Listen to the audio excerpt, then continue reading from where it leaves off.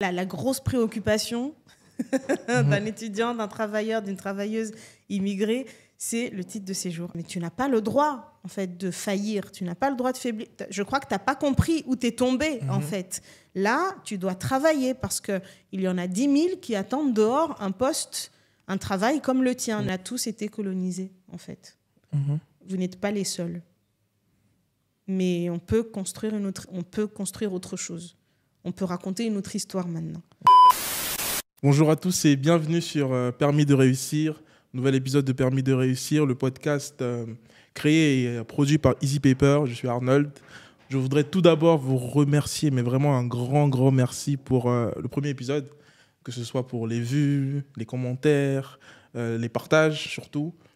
Ça fait très plaisir. C'était le premier épisode et il a plutôt bien marché, donc merci. N'hésitez pas à vous abonner, pour toutes les personnes qui nous regardent sur YouTube, vous abonner sur notre chaîne YouTube, activer la cloche pour ne rien manquer des prochains épisodes. Et pour toutes les personnes qui nous regardent et qui nous écoutent sur Spotify, également abonnez-vous. Un grand merci encore. Deuxième épisode est encore plus spécial. J'ai une invitée très spéciale. Parce que, comme vous le savez, Permis de réussir est un podcast qui a été créé pour changer le narratif autour de l'immigration, autour du sujet de l'immigration en France. Et quand on dit changer ce narratif, ça signifie s'approprier son histoire, écrire son histoire. Et quoi de mieux qu'une écrivaine, finalement, pour écrire ou tout simplement réécrire cette histoire-là. Mon invité aujourd'hui est quelqu'un qui a déjà 2 romans à son actif, si je ne me trompe pas, une nouvelle, finaliste du prix Senghor, donc le premier, si je ne me trompe pas, le premier, du premier roman francophone. Donc invité très spécial, mais encore plus spécial parce que nous lui devons le nom du podcast. Donc, sans plus tarder, je suis content de vous présenter Toufat Moutard, notre deuxième invité, épisode 2, Permis de réussir. Toufat, comment est-ce que tu vas ? Bonjour Arnold et merci de m'accueillir. Et je vais très bien. Je suis très heureuse d'être là avec toi, avec l'équipe d'Easy Paper. C'est vraiment un plaisir de t'avoir, Toufat. Je ne peux pas commencer ce podcast sans te poser la première question qui est tout simplement Permis de réussir. On cherchait le nom, on brainstormait. On tombait sur il y avait plusieurs idées, plusieurs personnes qui proposaient des choses. Et tu mets ce commentaire, Permis de réussir. Donc, comment est-ce que tu penses à ça ? Qu'est-ce que ça signifie pour toi, Permis de réussir ? Ça t'évoque quoi, finalement ? Alors, ça m'évoque le fait d'avoir le droit, en fait. En fait, le nom m'est venu en tête parce que je pensais à permis de séjour. D'accord. Donc, je voulais quelque chose autour de titre de séjour, la grosse préoccupation d'un étudiant, d'un travailleur, d'une travailleuse immigrée, c'est le titre de séjour à la fin de l'année. Exactement. Comment je vais faire pour renouveler mon titre de séjour ? Et en fait, je me suis dit, mais qu'est-ce qu'il pourrait y avoir autour de ça qui serait plus positif que la contrainte administrative ? Totalement. Et donc, permis de séjour, tu as le droit d'être là, mais tu as aussi le droit de réussir, en fait. Et je pense que c'était ça que je voulais, c'était un message. C'est venu comme ça, je me suis dit, tiens, c'est vrai, si on m'avait dit dès le départ, en arrivant en France, écoute, tu as le droit, non seulement tu as le droit d'être là, mais en plus, tu as le droit d'y réussir, je pense que les choses auraient été beaucoup plus fluides et j'ai envie que les choses soient beaucoup plus fluides pour les prochaines à venir. Waouh, c'est magnifique, super beau. Et en parlant de ça, si on t'avait dit ça quand tu venais en France, qu'est-ce qui t'emmène en France ? Alors, ce qui m'amène en France, c'est les études. D'accord. J'ai eu mon bac en 2004. Okay. Waouh, ça fait longtemps déjà. J'ai même pas envie de me demander combien de temps ça fait. Pourtant, le calcul est rapide. Hein. Non, Toufat est très jeune. T'es très jeune. Et oui, c'est en 2004, j'ai mon bac et j'arrive en France pour les études parce que tout simplement, quand on a le bac, je suis arrivée des Comores. Et quand on passe le bac, on t'emmène à l'ambassade de France et on te fait remplir un dossier de préinscription à la fac. Et tu ne sais pas trop où aller, à quelle fac aller, mais tu sais exactement ce que tu as envie de faire. Et donc, à l'époque, je me souviens, avec mon père, on regardait la liste des universités. Et il me dit, écoute, ta sœur habite dans le 92, l'université de Saint-Denis, c'est dans le 93, et bah, tu vas à Saint-Denis. Il ne savait pas que c'était à l'opposé, que j'allais me taper toute la ligne 13. Exactement. Mais voilà, c'est ce qui m'amène en France. Ce qui t'amène en France, très bien. Et est-ce que tu te rappelles de ton premier jour, ton arrivée? Est-ce que tu te rappelles, est-ce que tu as en tête ce parcours-là, de ton premier jour en France? Alors, quand j'arrive en France, déjà évidemment l'aéroport, toutes les formalités qu'il faut faire, qui n'ont strictement rien à voir avec les formalités qu'on a à faire aux Comores quand on arrive, et puis ma famille qui m'accueille quand j'arrive. Et je pense que le premier sentiment que j'ai, c'est l'étroitesse des lieux. C'est-à-dire que quand je rentre dans l'appartement, aujourd'hui quand j'y retourne dans l'appartement, c'est l'appartement de ma sœur que j'aime beaucoup et qui a un très bel appartement, mais quand on a l'habitude des vastes espaces, exactement. Aux Comores, c'est un peu comme dans beaucoup de pays africains, c'est-à-dire qu'on vit dans des espaces très vastes et au point de se perdre. Tu cherches ton père dans la maison, tu le trouves pas, tu l'appelles pendant 1 heure avant de le trouver. Et donc quand j'arrive dans l'appartement entre les quatre, je comprends vraiment l'expression entre 4 murs. Totalement. Donc voilà, la première impression c'était sortez-moi de là, sortez-moi de là. Sortez-moi de là. Incroyable. Et est-ce que tu te dis quoi? Parce que tu es donc finalement en France. C'est comme dans les films, tu t'es déçu parce que tu vois, c'est waouh, c'est mais la France, ou alors c'est que ça. Comment est-ce que tu vois la chose? Écoute, je me demande qu'est-ce que je vais faire maintenant? C'est quoi la prochaine étape quand j'arrive? Parce que j'avais l'habitude de voyager dans mon enfance. Et donc, le fait d'être partie loin de mon pays, ce n'était pas nouveau, en fait, pour moi. Le fait de devoir commencer une nouvelle aventure, par contre, ça, oui, ça, c'était nouveau. Donc, j'avais hâte de partir, j'avais hâte de voyager de nouveau. Et quand j'arrive, la première question que je me pose, c'est OK, qu'est-ce que je vais faire maintenant? Qu'est-ce qui va se passer? Là, il y a plein de possibles qui s'ouvrent à moi, là. Est-ce que je vais m'inscrire à la fac, mais je veux faire d'autres choses? Je veux faire du sport, je veux m'inscrire à un cours de danse. Voilà, toutes les choses que je ne pouvais pas faire, tous les loisirs auxquels je n'avais pas accès aux Comores, soudain, ils sont là, devant moi, étalés comme ça. Donc, c'est tous les possibles. Et je me suis dit, ça va être hyper dur de choisir et de ne pas vouloir tout faire en même temps. D'accord. Oui. C'est bien intéressant. Et par rapport aux Comores, est-ce que tu remarques une différence dans la culture? Est-ce que tu as un choc culturel? Alors, choc culturel, je dirais que comme j'ai appris à l'école en français, avec des livres qui parlent de la France, et quand je regardais des séries françaises, etc., je n'étais pas si choquée que ça. Mais ce qui a été drôle, c'est que quand j'arrive, je n'ai pas d'accent. D'accord. Du tout. Okay. Comme beaucoup de mes amis qui ont fait la même école que moi ou de ma génération, je n'ai pas du tout d'accent. Et donc, je me suis dit, ça va, je n'ai pas d'accent.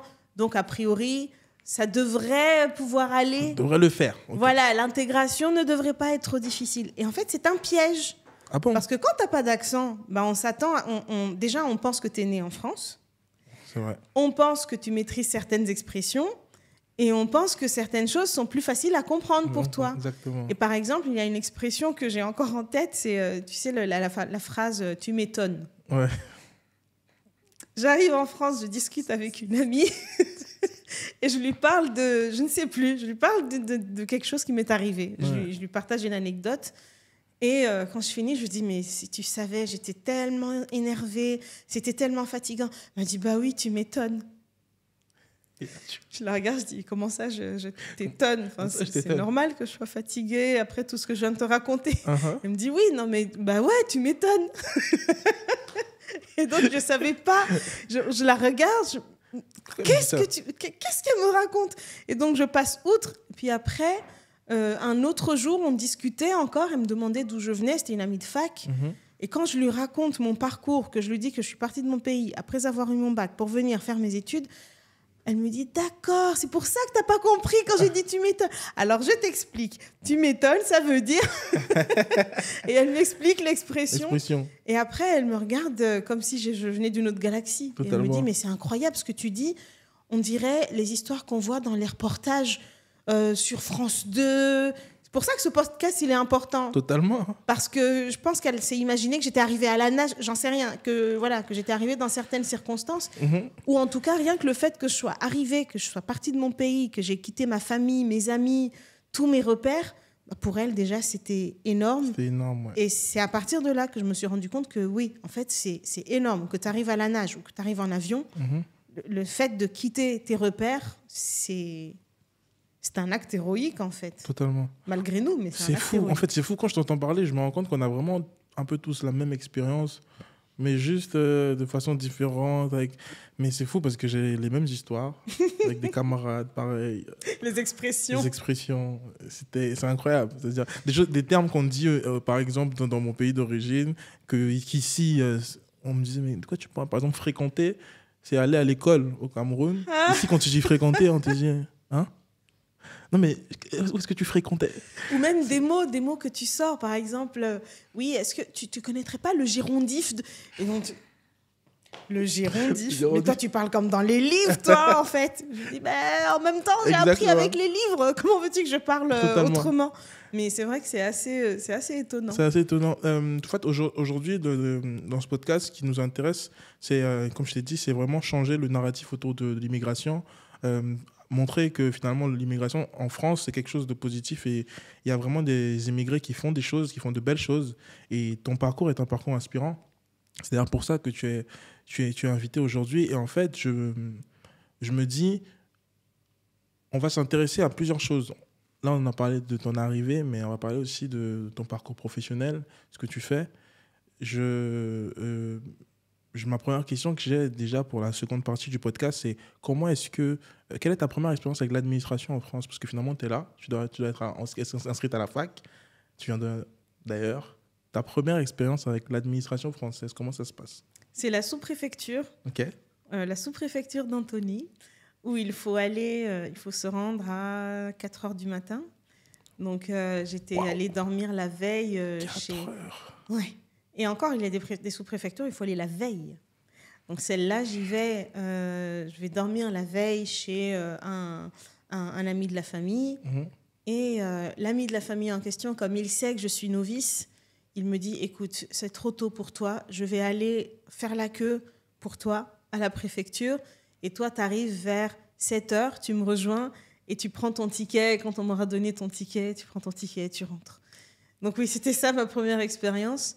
La foule, en fait, la foule des gens qui font le tour de la sous-préfecture, tout confondu. Que ce soit des gens qui soient venus pour les études, pour rejoindre leur famille, pour travailler, peu importe le poste, en fait. Tu peux être banquier, tu peux être étudiant, tu peux être éboueur, tu te retrouves au même endroit avec tout le monde. Exactement. Devant la sous-préfecture. Pour moi, c'était une image puissante, parce qu'en regardant, je me dis, mais pour moi, je trouvais que c'était une très belle leçon d'humilité, parce que c'est là qu'on se rend compte qu'on est tous logés à la même enseigne. Totalement. Et peut-être que c'était une leçon, peut-être qu'on était privilégiés, entre gros guillemets, par rapport aux personnes qui travaillaient dans la sous-préfecture, qui ne se rendaient pas compte qu'on était en train d'apprendre quelque chose, en fait, ensemble. Quand tu vois deux personnes qui ne se seraient jamais fréquentées de toute leur vie, et qu'ils sont devant la sous-préfecture et il pleut ou il neige, et l'un des deux a un parapluie et partage son parapluie avec l'autre, moi j'ai trouvé ça magnifique. Alors que dans la vraie vie, peut-être qu'ils se seraient snobés l'un l'autre. Exactement. Parce qu'ils ne sont pas du tout du même milieu professionnel. Donc ça, c'était fort. Après, évidemment, ça n'enlève pas le fait que c'était quand même... Enfin, c'est un moyen dissuasif aussi. On ne va pas se leurrer là-dessus, parce que faire en sorte que des gens soient obligés de venir à 4h du matin, c'est quand même... Ouais, il faut quand même tenir la distance, il faut tenir la durée jusqu'au moment d'entrer à la préfecture. Donc c'était là la première leçon, c'était c'est pas forcément l'endroit où tu as choisi de venir, mais il va quand même falloir gagner ta place à cet endroit-là, et il va falloir tout donner pour la gagner, cette place. Donc c'était ça la première expérience. Par rapport à ce que tu viens de dire concernant l'attente à la préfecture, parce qu'on a l'impression aujourd'hui, moi par exemple, ma génération, on a l'impression que c'est plus simple, parce que quand je t'entends parler, je me rends compte que moi je vais en ligne, je prends un rendez-vous et je vais à la préfecture, j'ai mon rendez-vous. Mais en fait finalement, qu'est-ce que tu en penses? Tu penses qu'aujourd'hui c'est plus simple qu'avant, Ou alors, est-ce que tu penses que... parce que j'imagine qu'il y a toujours un peu de difficulté aujourd'hui par rapport à ça, mais j'ai l'impression, quand je t'entends parler, que c'est mieux aujourd'hui qu'avant. Écoute, maintenant que tu le dis, je me souviens de la période pendant laquelle la préfecture dont je dépends a mis en place les rendez-vous en ligne. Et en fait, quand ça a été mis en place, il fallait se connecter. En fait, il y a tellement de personnes qui se connectent que le site est très vite saturé. Et donc, avec toutes les questions de dématérialisation, le temps que l'administration prenne en main cet outil-là, et à un moment, il fallait se connecter tel jour. En fait, le mot se répandait parmi les personnes qui voulaient chercher un rendez-vous. C'était, il faut te connecter le mardi entre midi et 14h. Chaque semaine. Ouais. Et si tu ne te connectes pas le mardi entre midi et 14h, c'est mort. Tu n'auras pas de rendez-vous. Et tu as beau... Même quand tu te connectes quand même, tu essaies de faire le parcours. Parfois, le site bug. Et si tu ne sais pas que quand un site bloque, il suffit que tu rafraîchisses la page, c'est fichu. Et en fait, le problème, c'est que oui, en effet, on n'est pas tous et toutes égaux devant la dématérialisation, déjà. La technologie, quand tu arrives, si tu es arrivé par bateau, avec toutes les péripéties qu'on connaît, ou qu'on ne connaît pas, mais qu'avec 1000 péripéties, et que tu dois prendre rendez-vous, mais que tu n'as pas le matériel, tu n'as pas de smartphone, tu n'as pas d'ordinateur, tu vas aller dans les endroits où on te le fournit, mais si tu ne les connais pas, si tu ne sais pas que tu as le droit d'entrer à la bibliothèque pour aller te connecter, c'est compliqué. Et quand tu y vas et que tu essaies de te connecter et tu te rends compte que tu ne peux pas prendre de rendez-vous, c'est vrai qu'il m'est arrivé, moi, d'avoir j'avais une carte de séjour, une carte de résident qui était sur le point d'expirer. Et j'essayais de prendre rendez-vous, ça ne marchait pas. J'essayais une deuxième fois de prendre rendez-vous, ça ne marchait pas. Je me rends à la préfecture, je fais la queue et je dis aux agents que je dois renouveler mon séjour. Et ils me disent, mais vous n'avez pas de rendez-vous, madame, vous ne pouvez pas entrer. Et en fait, ce que j'ai dû faire, c'est que faut avoir recours à des stratagèmes, mais ce que j'ai fait, c'est que j'ai regardé dans l'organigramme de la préfecture. Ouais. J'ai vu le nom de la personne qui s'occupait du service étranger. Et étant donné que j'ai travaillé en entreprise, je sais que les adresses, c'est prénom.nom @région département gouv.fr etc. Et donc, je fais cette démarche-là, je cherche, j'écris à la personne, je lui dis, voilà, écoutez, je ne suis pas là pour profiter des allocations, prendre le travail des autres, ce n'est pas mon objectif. Donc voilà, c'est vrai que dès ce moment-là, je me rends compte, en effet, de l'importance de changer le narratif autour de l'immigration, de dire, nous ne sommes pas des gens qui viennent toute griffe dehors, vous piquez votre pays, vous piquez vos boulots. Non, ça fait partie de l'histoire de l'humanité, en fait. Exactement. De bouger, d'aller chercher là où on peut s'accomplir et là où on peut contribuer à la société. Et donc, quand je lui sers ce discours-là, la personne me répond. Elle me dit, écoutez, on a juste un bug dans notre système, on ne sait pas comment faire, on est complètement démunis. Et vous avez bien fait de m'écrire, venez tel jour, on vous donne rendez-vous.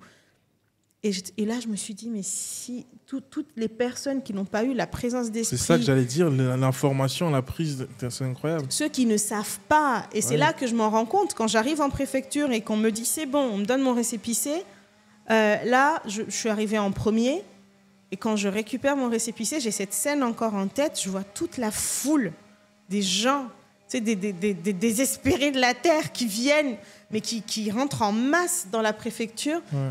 Et je les regarde et je me dis, waouh, eux, ils n'ont pas eu l'information. Ils n'ont pas eu l'information. Eux, ils ne savent pas qu'ils peuvent regarder l'organigramme et écrire. Et même s'ils savaient, elles seraient saturées de mails, elles ne pourraient pas s'en occuper. Comment on fait ? Donc oui, en effet, c'est... peut-être que ça joue le rôle... peut-être que ça joue un rôle... Comment dire ? Ça facilite peut-être la démarche. Mais le risque, c'est que ça joue un rôle de filtre pour que ceux qui ne savent pas s'en servir n'aient pas accès. Donc ça joue un rôle de premier filtre, en fait. Totalement. C'est un premier filtre. Totalement d'accord avec ça. À ce moment-là, tu travailles ou tu es étudiante quand tu as cette expérience particulière en préfecture? Alors, à ce moment-là, j'ai déjà travaillé. Tu as déjà travaillé? J'ai déjà travaillé longtemps. Ok. Avant d'arriver sur le travail, parce qu'on va arriver sur le côté professionnel, quelle étude tu fais en France? Alors, plusieurs filières. Ok. Alors, au début, je suis une grande amoureuse des langues. Ok. Donc, j'arrive pour faire des études de langue étrangère appliquée, D'accord. anglais, arabe. Et ensuite, je me redirige plus vers l'anglais. Ok. Et donc, je me dirige vers une licence langue, littérature et civilisation anglophone avec option économie et gestion. Ok. Et donc, on a des cours de marketing. C'était à la Sorbonne Paris 3. On a des cours de marketing, on a des cours de gestion d'entreprise, de communication. C'est là que je rentre en contact avec la discipline qu'est la communication. Et que je me rends compte que c'est peut-être en travaillant dans la communication que je réussirai à vaincre un peu ma timidité, ma réserve. Et là, je m'inscris en master dans une école de commerce et de communication. Donc, je me spécialise là-dedans. Voilà. Ok. T'as fait LLCE? J'ai fait LLCE, oui. J'ai fait LLCE. C'est vrai? Ouais, j'ai fait LLCE. C'est génial, LLCE. Bon, je n'ai pas fini LLCE, mais j'ai fait LLCE. J'ai fait LLCE. Mais c'est bien. Et quelle est ta première expérience professionnelle? Alors, est-ce que tu as un job en France? Oui, alors j'ai commencé par un stage en licence. C'était un stage en marketing opérationnel. Et je me souviens que ma tutrice de stage m'a dit un jour, elle avait lu un petit texte, parce que j'ai commencé à écrire évidemment entre-temps. Et elle lit un texte que j'avais écrit à la main et que j'avais oublié sur la table. Elle regarde et elle dit, mais c'est toi tout fait qui a écrit ça? Je dis oui. Qu'est-ce que tu fiches en marketing? J'ai dit, bah écoute, on m'a dit que ça n'avait pas de débouché, lettres modernes. Alors excuse-moi, mais... Exactement, c'est voilà. exactement ce qu'on m'a dit aussi. Voilà. On m'a dit qu'il n'y avait pas de débouché aussi. C'est fou, hein, c'est fou. Et pourtant, il y a des débouchés. Et donc, ça, c'était ma première expérience de stage. Et ma première expérience professionnelle qui me dirige vraiment vers la communication éditoriale, l'écriture pour les entreprises, c'était chez Orange.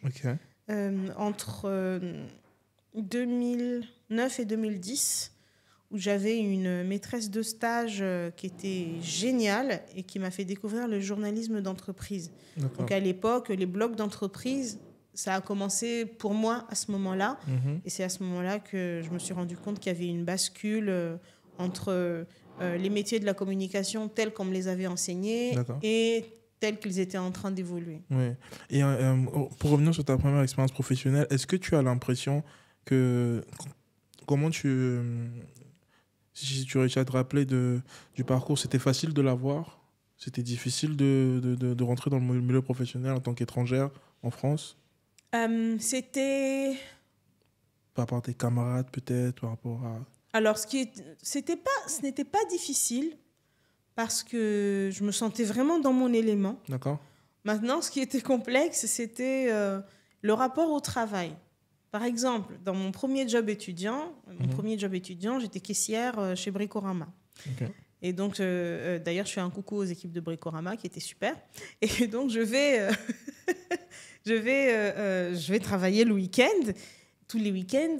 Et un jour, je suis enrhumée. Je suis sévèrement malade. Et je pense que c'était plus un rapport en tant que jeune, en fait, parce que j'étais sévèrement enrhumée. Et j'ai décidé de ne pas aller travailler. Et un de mes oncles qui m'a vu ne pas travailler, qui est passé nous rendre visite à la maison, me voit. « Qu'est-ce que tu fais là? Toi, tu n'es pas censé travailler. » Je dis « Mais non, je suis malade, je suis enrhumée. » Il me dit « Alors, je vais te calmer tout de suite. Tu es malade, tu es enrhumée, il y a des médicaments. Tu prends ça, et tu vas travailler, s'il te plaît. » Et je lui dis « Mais je suis malade, j'ai besoin de me reposer. Quand on est malade, en principe, on se repose. » Il me dit « Oui, en principe, on se repose quand on est né là. Toi, tu n'es pas né là. » Donc c'est là que je rencontre contact avec la réalité de ce qu'est, la réalité racontée sur le fait d'être immigré. C'est-à-dire que tout ce qui est santé mentale, c'est une préoccupation secondaire, en fait. C'est ça le message que l'on me passe. C'est que mais tu n'as pas le droit, en fait, de faillir. Tu n'as pas le droit de faiblir. Je crois que tu n'as pas compris où tu es tombé, en fait. Là, tu dois travailler parce qu'il y en a 10 000 qui attendent dehors un poste, un travail comme le tien. Ne te dis pas que parce que tu es caissière chez Bricorama et à mi-temps, qu'il n'y a personne qui veut de ce poste. Au contraire, il y en a beaucoup qui le veulent. Donc, tu vas me faire le plaisir de prendre tes médicaments et après, tu vas travailler. Et donc là, c'était hyper violent, mais j'avais conscience que lui-même s'appliquait cette violence-là parce qu'il se disait qu'il n'avait pas d'autre choix. Et c'est là que je me dis, moi, j'ai envie que ce soit autrement, en fait. D'accord. Moi, je ne veux pas, c'est au fil de quelques années, mais je me suis dit que je ne voulais pas avoir ce rapport-là avec le travail comme étant un outil de torture, quelque chose de dur, en fait, quelque chose de toujours dur, du matin au soir, toujours difficile. Et j'avais envie que ce soit... Enfin, pour moi, ça tue la conscience professionnelle, en fait, parce que du coup, ça nous pousse à avoir une vision opportuniste du travail. Totalement. Et on se dit, à un moment donné, bon, va bien falloir que j'en retire quelque chose de ce travail qui me prend tellement de ma santé mentale. Mais excuse-moi tout fait de te couper, mais ça m'amène à une question. Est-ce que toi, tu as eu cette pression, par exemple, de la famille en Afrique? Est-ce que tu étais un peu l'espoir de la famille qui est partie, qui doit réussir et sur qui tout repose un peu? Est-ce que tu as eu cette pression-là? Non, parce que j'ai la chance de ne pas être l'aîné de ma famille. Ok. Donc je ne dirais pas que oui, dans ma famille, il n'y avait pas ce genre de pression. Non, je suis juste la plus jeune et donc ça va, on va dire. En revanche, oui, mes parents m'ont toujours encouragée, poussée à donner le maximum et à m'accomplir. Après, ils le disent à leur manière à eux. Mon père me disait, je veux que tu sois la première femme à faire ceci, à faire cela. Pour moi, je l'ai pris comme une manière pour lui de me dire, écoute, je crois en toi, tu peux faire tout ce que tu veux de ta vie. Donc j'ai eu cette chance-là qu'on me dise, tu es capable de le faire et tu as le droit, en fait, tu as le droit. Maintenant, où je m'accomplis, c'est à moi de choisir, mais j'ai eu cette liberté-là. D'accord. Oui, non, il n'y a pas 10 terrains hypothéqués. On n'a pas hypothéqué de terrain pour que je puisse venir en France. Ok, tout va bien. Tout est sous contrôle, c'est bon. Et par rapport au parcours professionnel, après ce premier emploi, est-ce que tu as l'impression qu'après, tu as eu plus de chances pour trouver derrière? Est-ce que ça coulait de source? C'était simple pour toi après? Écoute, oui, on va dire que c'était simple. Ma première expérience réellement professionnalisante s'est très bien passée. J'ai passé quelques temps chez Orange. Et puis, quand j'ai terminé mon master en alternance et que je vais le renouveler à la préfecture, là, les choses basculent. Okay. Parce que je vais en préfecture et on me dit, revenez en septembre avec une inscription. Ouais. Et moi, je voulais continuer, je voulais m'inscrire en thèse. Okay. Donc, et on peut s'inscrire en thèse et travailler en même temps. Donc, je vais m'inscrire en thèse. Et là, il y a une information qui me manquait. C'est que quand on a fini son master, on attend de toi que soit tu rentres dans ton pays d'origine, soit tu demandes un séjour provisoire de 6 mois, le temps de trouver un travail, et ensuite tu ramènes ton attestation d'embauche à la préfecture. Cette info-là, je ne l'avais pas. Et donc moi, je reviens en septembre comme une fleur. Tu racontes ma vie, là, toi. Ça me fait peur. Donc j'arrive comme une fleur. Toi non plus, tu n'avais pas l'info. Et donc j'arrive avec mon inscription, et on regarde, on me dit, c'est très bien, mademoiselle, mais il va falloir rentrer chez vous, demander un visa de doctorat et revenir. Ah ouais. Je dis, comment ça? Là, vous êtes en train de faire de moi une sans-papier, là. Ouais. Oui. Vous n'allez pas... vous ne pouvez pas rester là, vous avez fini votre master, vous rentrez chez vous. Waouh! Et dans la foulée, donc, j'appelle toutes les personnes susceptibles de me conseiller. Et l'une d'elles a la bonne idée de me conseiller d'aller voir un avocat. Et donc, je vais voir l'assistance juridique. Et je demande à l'avocat, voilà, qu'est-ce que vous en pensez? L'avocat me regarde, il me dit, mais ne rentrez surtout pas chez vous. Je dis, mais pourquoi? Il me dit, si vous voulez rester en France, si vous vous sentez... je lui ai dit, moi, je me sens chez moi. En France, parce que je parle la langue dans laquelle j'ai appris, je parle la langue dans laquelle j'écris mes livres, je parle la langue dans laquelle je lis, et je me sens libre de faire ce que j'ai envie de faire, et je me sens en phase avec les valeurs portées par ce pays, donc, et tout en me sentant en phase avec les valeurs portées par mon pays d'origine. Mais je me sens bien là. Je sens que là, c'est l'endroit où je peux accomplir le plus de choses possible. Donc, je ne me vois pas pour l'instant repartir aux Comores, en tout cas pas sous la contrainte. Et il me dit, dans ce cas-là, ne rentrez surtout pas chez vous. parce que vous allez rentrer, on va vous refuser le visa. C'est très rare qu'on accorde des visas pour un doctorat. Et donc, oui, là commence une période de flottement durant laquelle j'apprends beaucoup. Souvent, quand on vit ce genre de période, on apprend après coup. Une fois que c'est résolu, on apprend ce qu'on était en train... On se rend compte de ce qu'on a appris pendant ce parcours-là.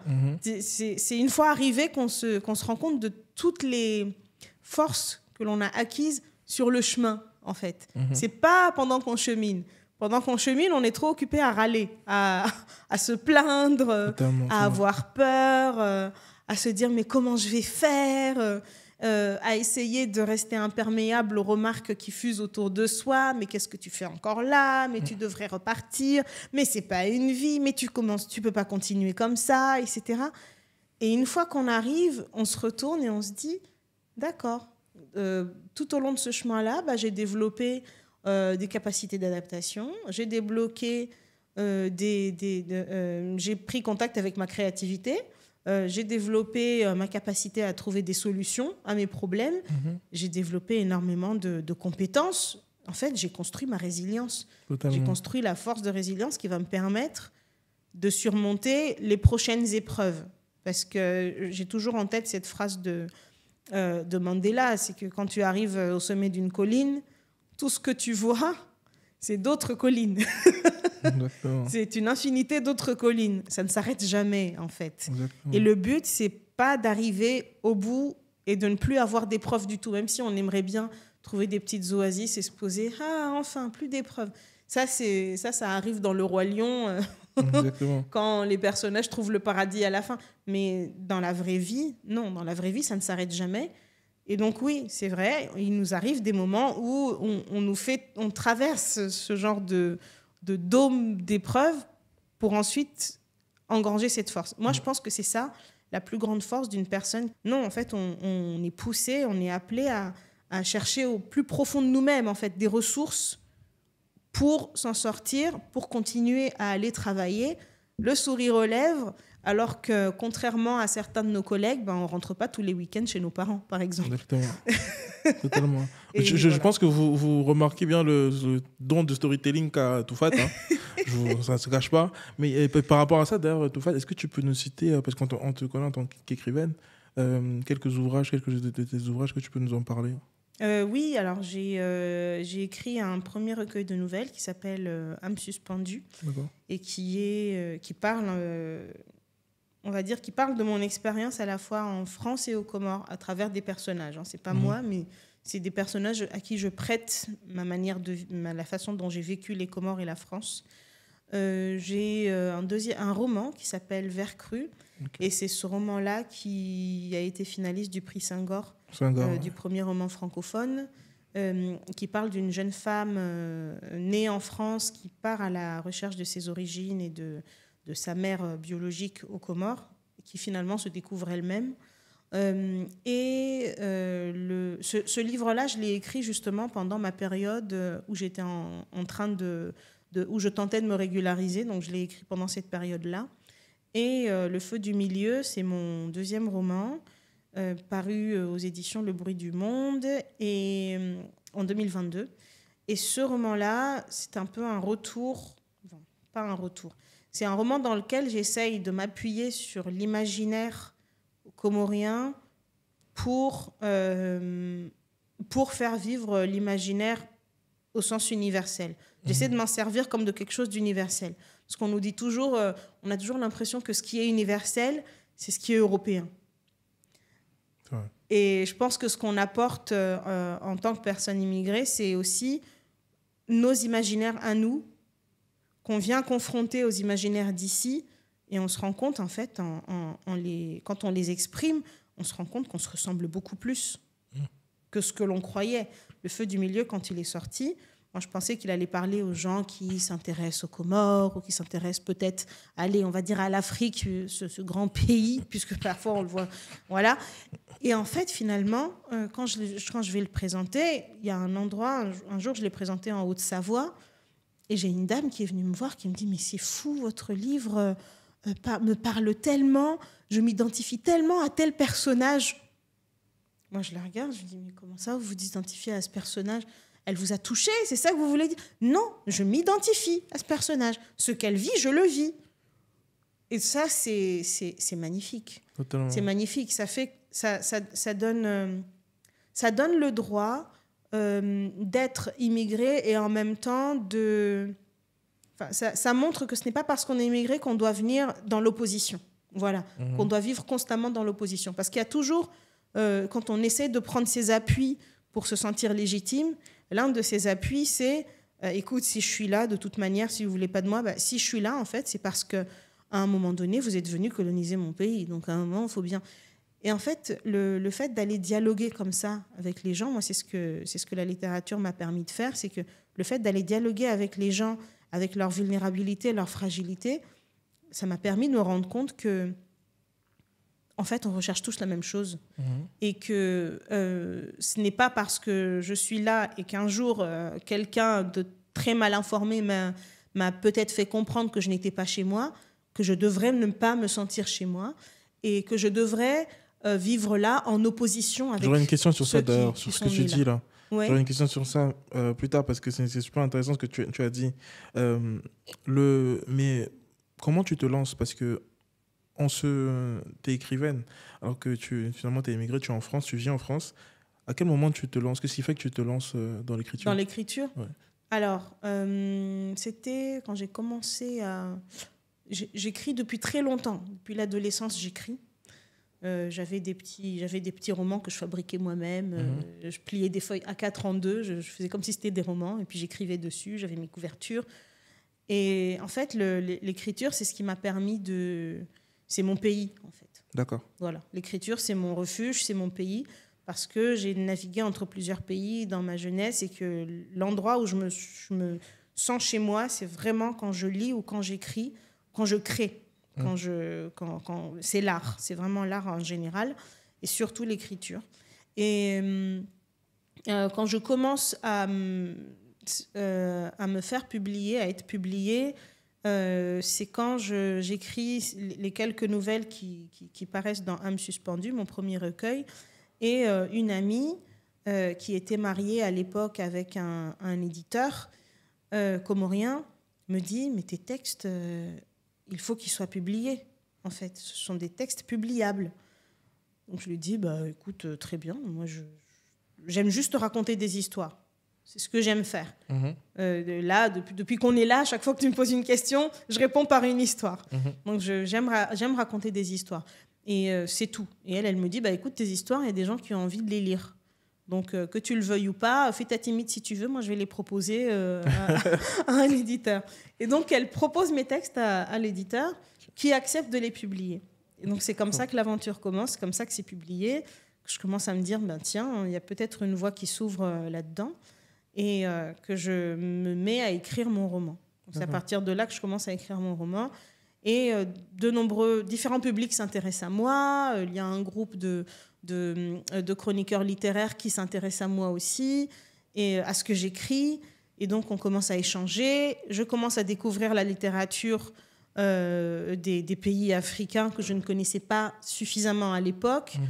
Comme beaucoup de jeunes du continent africain, on découvre ces littératures-là une fois arrivés en France parce qu'on a du recul, parce qu'on est loin. C'est vrai. Et c'est pas... J'ai longtemps vu ça comme un problème, mais ça n'en est pas un, en fait. C'est normal de se connaître mieux quand on est loin. Parce que ça permet d'avoir du recul. Parce que quand on est chez soi, on a la tête dans le guidon, quoi. On n'est pas en position de se découvrir soi.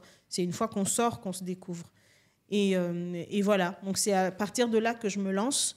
Et à partir de là, je sème des graines. Je vais montrer mes livres à des gens. Je vais dans les salons du livre, dans les événements. Et je fais des rencontres. Et ce sont ces rencontres qui ont fait qu'après, une fois que mon roman est sorti, il y a eu une attente. Donc ces personnes-là m'ont entendu, m'ont dit, mais nous, on attend ce que tu as à écrire et on veut te lire.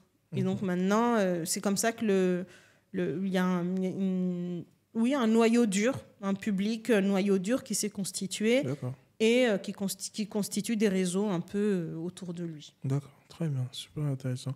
En France, on va maintenant on va revenir sur comment dire, ta vision un peu de la France. Parce que tu as touché un peu sur ça tout à l'heure. Et qu'est-ce qui t'a le plus marqué depuis que tu es en France? Qu'est-ce qui t'a marqué en général, vraiment? Le paradoxe. La France est un pays paradoxal. Ah bon? C'est ce qui fait sa beauté, mais en même temps, c'est ce qui fait que je trouve il est aussi tourmenté aujourd'hui. C'est-à-dire que c'est un pays qui est... C'est le pays des droits de l'homme. C'est le pays de la Révolution française. Et en même temps, il y a tellement de chantiers concernant les droits de l'homme, tellement de chantiers concernant les droits de la femme, tellement de chantiers concernant les droits de tout le monde.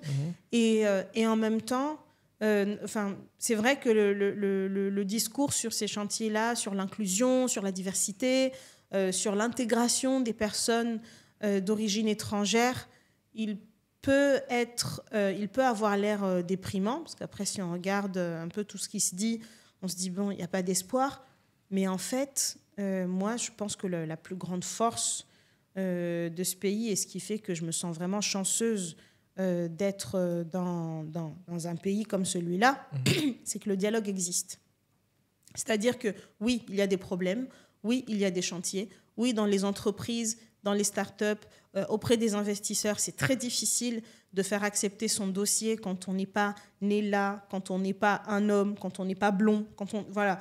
Il y a pas mal de choses qui peuvent être des barrières, mais le dialogue, il existe. On peut le dire. On peut le dire. Il y a des pays aujourd'hui dans lesquels tu ouvres ta bouche, tu finis en prison. Totalement. Donc, j'aime bien relativiser en me disant, oui, c'est vrai, ce n'est pas facile, mais on peut parler. Et en plus, quand on parle, on ne rentre pas en conflit ouvert. On ne rentre pas en conflit ouvert. Parfois, on compare un peu aux États-Unis en disant, bon, regardez, aux États-Unis, ils affirment bien toutes les questions, par exemple, d'origine ethnique, etc. Oui, mais vous avez vu le passé des États-Unis? Enfin, il y a eu l'esclavage, en France aussi, il y a eu l'esclavage. Mais il y a eu des lynchages, on a des citoyens qui se promènent avec des armes. Enfin, ils ont quand même une autre histoire. Et en France, je trouve qu'on ne se rend pas toujours compte de la chance que l'on a de pouvoir juste converser, débattre. Moi, je trouve ça merveilleux qu'on puisse débattre, en fait. On peut parler, on peut se parler. Et bon, aujourd'hui, malheureusement, avec la pensée instantanée qu'on voit sur certains réseaux sociaux, on a du mal à s'écouter, malheureusement. On a du mal à s'écouter. Parce que si on s'écoutait, on se rendrait compte que c'est ce qu'on se dit souvent chez Diversidays, l'association avec laquelle je travaille, c'est qu'on se rend compte que les problématiques des personnes qui vivent en zone rurale, ce sont les mêmes problématiques que quelqu'un qui vient du Sénégal pour venir poursuivre ses études. C'est exactement la même chose, exactement les mêmes valeurs, la même importance accordée à certaines choses comme le patrimoine, la famille, le rapport à la nature, etc. C'est juste cela. On a oublié de s'écouter. On a oublié comment s'écouter. Mais pour moi, je dirais que la France est le pays du paradoxe et du dialogue. Tout à l'heure, on parlait de ton parcours. On t'a présenté comme écrivaine, mais en dehors de ça, est-ce que tu as autre chose que tu fais en dehors de l'écriture? Oui, j'ai 10 000 choses, parmi lesquelles accompagner des entrepreneurs, des entreprises dans leur communication éditoriale, donc dans l'écriture de leurs manifestes, des pages de leur site web. Et une des expériences que j'aime beaucoup, qui m'a beaucoup appris, c'est avec l'association Diversidays, qui est une association de loi 1901 qui agit pour l'égalité des chances dans les métiers du numérique, dans l'entrepreneuriat numérique. Et chez Diversidays, ce que j'y fais, c'est que ce qui m'a attirée chez Diversidays, c'est que c'est une association qui partait chercher, depuis 2017, qui part chercher des entrepreneurs et des entrepreneureux en banlieue, en zone rurale, et qui les met sur le devant de la scène. Parce que ce sont des personnes qui ne sont pas forcément visibles, soit parce que leur lieu d'habitation n'est pas surcoté, soit parce qu'elles ne se sentent pas légitimes, elles se sentent sûres. Et donc, soit elles ne sont pas visibles, soit elles ont l'impression qu'elles n'ont pas le droit d'être vues. Donc, il y a les deux, c'est à double tranchant. Et donc, moi, ce que je vais faire, c'est que c'est là que c'est là que j'apprends la puissance de l'écriture aussi pour les entreprises. C'est que quand je vais les voir et que je leur demande, racontez-moi votre histoire, je vais voir un start-upper et je lui dis, OK, raconte-moi ton histoire. Mon histoire, c'est-à-dire mon entreprise, comment je l'ai montée, j'ai eu l'idée de... Je lui dis, non, je suis pas un VC, je ne suis pas un investisseur, tu n'as pas besoin de montrer que tu maîtrises ton sujet et que tu n'as jamais eu de problème dans ta vie. Je veux que tu me dises vraiment, c'est quoi ton parcours, d'où tu es parti et où tu te trouves maintenant et où tu vas. Parce que mine de rien, paradoxalement, c'est ça qui va parler à un investisseur ou au journaliste qui va te lire. C'est pas s'il voit ton profil complètement lisse et qu'il se dit bon, allez, encore un qui veut me faire croire que tout va bien, non, ou qui veut me faire croire qu'il maîtrise son sujet. Mais si tu lui montres ta part d'humanité, peut-être qu'il va se dire cette personne sur laquelle je pouvais avoir des a priori parce que sur son CV il y a le département 93, 91, peut-être que cette personne-là, elle a des choses à me dire parce que ces doutes-là qu'elle traverse, je les ai moi aussi traversés. Et voilà, donc ça, je pense que c'est la plus grande réussite à laquelle j'ai pu assister avec Diversity Days, c'est d'aller chercher des gens et de leur dire, vous avez votre place, pas parce que vous venez avec vos gros sabots, mais tout simplement parce que votre histoire, elle n'a pas été racontée. C'est tout. Et par rapport à ton parcours en France, quelle est ta plus grande réussite? Par rapport à mon parcours en France, ce dont tu es fier? Professionnel ou en général? En général. Mes enfants. Non, mais c'est bien. Ouais, c'est vrai. mes enfants, parce que... oui. Parce qu'ils m'apprennent, ils m'ont appris que quand je les ai eus, je me suis dit qu'il fallait que je les mette en contact avec leurs racines, leur histoire. Et ils m'ont appris qu'en fait, leur histoire, ils l'écrivent tout seuls. Ils l'écrivent d'eux-mêmes. Et que ce qu'ils attendaient de moi, c'est que moi, je les aide à écrire leur histoire. Et donc, tout ce que moi, j'avais envie de leur transmettre, parce que il fallait me voir, j'achetais des livres sur les histoires des princesses africaines, etc. Et en fait, tout ça, ça leur sert de rampe de lancement. C'est très bien pour qu'ils se sentent légitimes, qu'ils se sentent représentés, etc. Même mon livre, même le livre que j'écris, à la base, c'était une histoire que j'avais envie de raconter à mes enfants. Et donc, j'ai fini par en écrire un livre. Et en fait, je me suis rendu compte que souvent, quand on émigre, on a l'impression qu'on doit absolument gaver ses enfants, un peu comme Loi qu'on gave pour Noël. On doit les gaver de son histoire, de ses racines. Mais eux, ils ont leurs propres racines qu'ils construisent eux-mêmes. Et ça implique d'accepter, en fait, qu'en partant, on a aussi renoncé à quelque chose. Ça, c'est pas facile, mais il faut l'accepter. Parce qu'on a aussi renoncé à quelque chose. Et même si on retourne, il y a une dynamique qui a été cassée. Pourquoi ? Parce qu'il fallait créer une autre dynamique. Exactement. Et il faut l'accepter, cette autre dynamique. Mais pour qu'elle puisse se mettre en route, il faut accepter qu'on en a arrêté une derrière. Et donc, une fois que j'ai accepté cela, j'ai fini mon livre et je me suis rendu compte que c'est à moi que je racontais une histoire d'abord. Et donc, je me souviens très bien, quand mon livre s'est terminé, j'ai montré à mes enfants, je leur ai dit, voilà, ça, c'est pas mon histoire, mais c'est l'histoire de l'univers dont je suis issue. Si un jour vous avez envie de piocher dedans, libre à vous, mais vous avez votre propre histoire. Et je pense que tout ce que je ferai, tournera autour de cela. Après, la réussite professionnelle, en tout cas ce dont je suis le plus fière, professionnellement parlant, c'est quand j'enseigne, par exemple, à des jeunes des ateliers narratifs, ou que j'enseigne, ou que je mène un atelier d'écriture, ou que je présente mon livre quelque part, ou que je mène un atelier sur la plateforme de marque dans une entreprise, et qu'on vient me dire, voilà, j'ai enfin trouvé comment dire ce que j'avais à dire.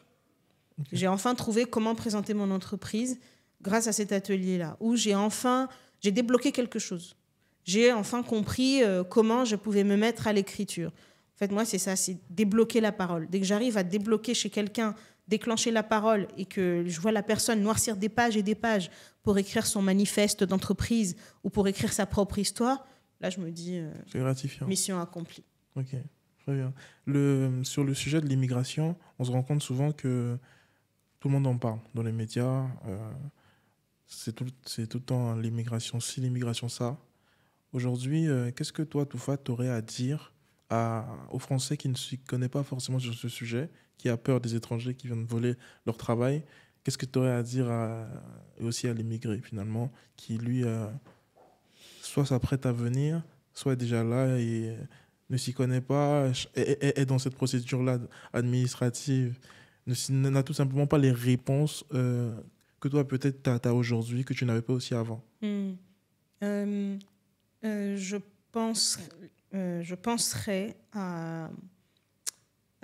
au cours d'éducation civique qu'on m'a demandé de suivre quand ma démarche de régularisation s'est confirmée, quand on a accepté de me régulariser et qu'on m'a convoqué pour...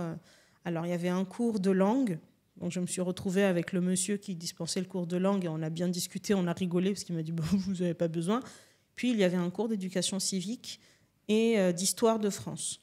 Et dans le cours d'histoire de France, il nous parle des grandes figures qui ont fait la France, dont la France est fière. Donc, Jeanne d'Arc, etc. Et parmi ces figures-là, il y avait Clovis le Franc.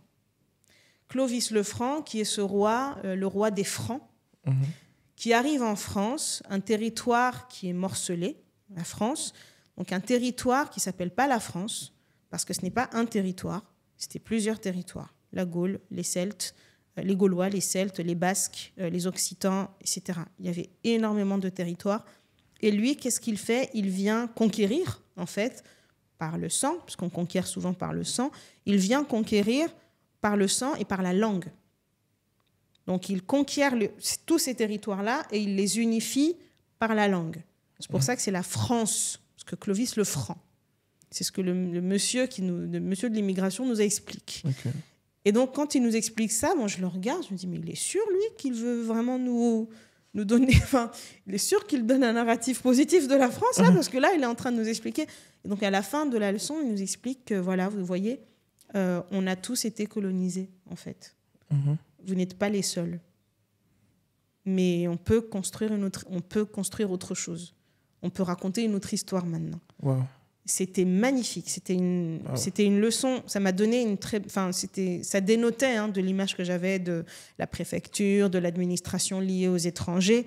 Parce que là, c'était quelqu'un qui était chargé de nous dire, voilà, vous venez dans un pays qui a une histoire, un patrimoine, vous allez me faire le plaisir de respecter ce patrimoine-là et de vous assimiler. Et en fait, non, c'est pas du tout ce qu'il nous a dit. Quand il nous a parlé de Clovis le Franc, il dit, voilà, ça vous dit rien, Clovis le Franc. Et là, on lui dit, France, il dit, voilà. C'est comme ça que le français s'est répandu dans tout le territoire.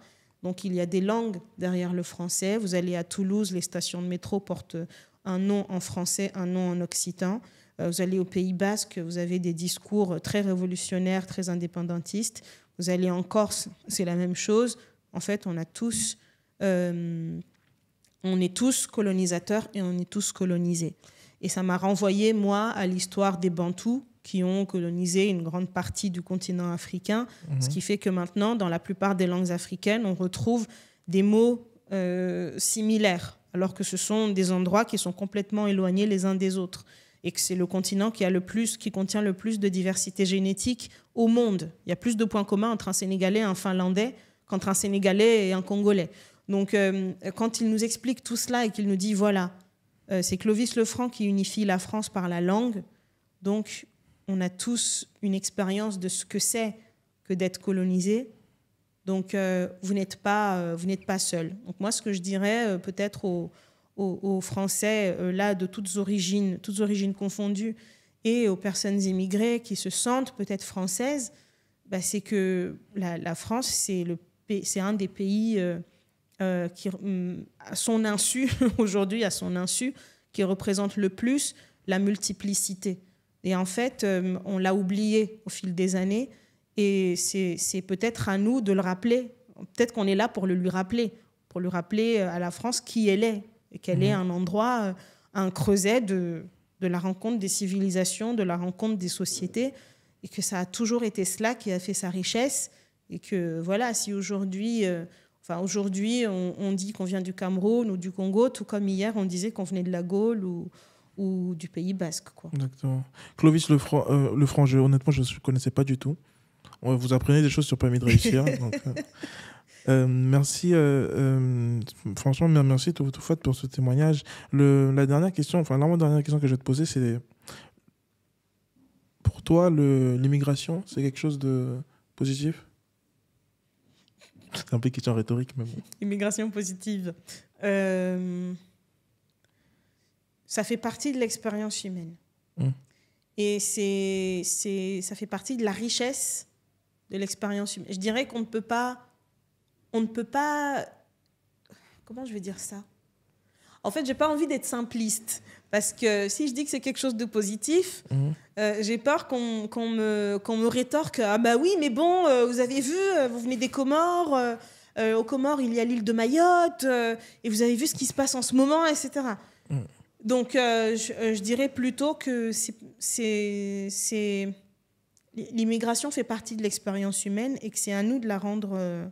c'est à nous de la rendre positive. C'est à nous, parce qu'on peut poser la question à un immigré ou à un hôte de quelqu'un qui est immigré, et les deux peuvent répondre « Ah non, c'est négatif, hein, parce qu'il vient me prendre mon boulot. Ah bah c'est négatif parce que moi, je viens, on me chasse. » Non, je pense que c'est à nous de rendre cette expérience-là positive. Mais oui, je dirais que c'est nécessaire. Nécessaire, exactement. Voilà, c'est nécessaire. En comorien, on a une expression qui dit que ce qui stagne pourrit. Voilà. Et on est amené à bouger de toute manière. De tout temps, l'immigration a toujours été le quotidien des humains. On vient quand même de nomades. On a quand même commencé par être des nomades. Et peut-être qu'avec les révolutions qu'il y a eu, agricoles, industrielles, etc., on s'est leurré en croyant qu'on venait de quelque part. Mais en fait, personne ne vient de nulle part. Tout le monde vient de partout. Et l'immigration, elle est nécessaire pour que l'humanité continue à survivre. Exactement. Je n'aurais pas mieux dit. Toufat, ultime et dernière question. Avec tout ce qu'on s'est dit, tout ce qu'on a appris de toi, de ton parcours, de ton histoire, s'il fallait résumer tout ça en un mot, film ou cinéma, film sur la vie de Toufat. Oh là là. Quel nom donnerais-tu à ce film, à ce parcours? Parce que ce que vous ne savez pas, c'est que Toufat a un don pour trouver des noms. Permis de réussir, nous devons ce nom. Oh là là, c'est là qu'on va savoir si c'était la chance du débutant c'est ça. Permis de réussir. Et donc le droit à la naïveté. Le droit à la naïveté. Le droit à la naïveté. Parce que quand on est naïve, on croit que tout est possible. Et on a foi en l'humanité et on a confiance. Et la confiance, c'est le plus beau des cadeaux qu'on puisse faire, même à quelqu'un de véreux. C'est le plus beau cadeau qu'on puisse faire. Donc, quand on est naïf, on croit que tout est possible. Mais quand on sait tout et qu'on est blasé, il y a des choses qu'on ne tente pas, quoi. Totalement. Quand on est naïf, on y va. Même si on va se casser la figure, on y va quand même. Donc, ouais, je dirais le droit, pour moi, c'est une qualité qu'on perd, la naïveté, avec le trop-plein d'informations qu'on a aujourd'hui. Même sur les relations, hein, tous ces influenceurs qui parlent des relations, il ne faut pas tomber dans tel piège. Non, moi je dirais le droit à la naïveté. Droit à la naïveté. Magnifique. Sur ces mots, on va se quitter. Je vous remercie d'avoir regardé ce deuxième épisode de Permis de réussir. Je suis Arnold Sopo. Toufat, merci beaucoup d'avoir accepté notre invitation. Permis de réussir est un podcast produit et réalisé par Easy Paper. Easy Paper est une solution qui permet de faciliter les démarches administratives pour tous vos collaborateurs étrangers en France. Je suis Arnold Sopo. N'oubliez pas de vous abonner, liker la vidéo, activer la cloche pour ne rien rater de nos prochains épisodes. Permis de réussir. Au revoir.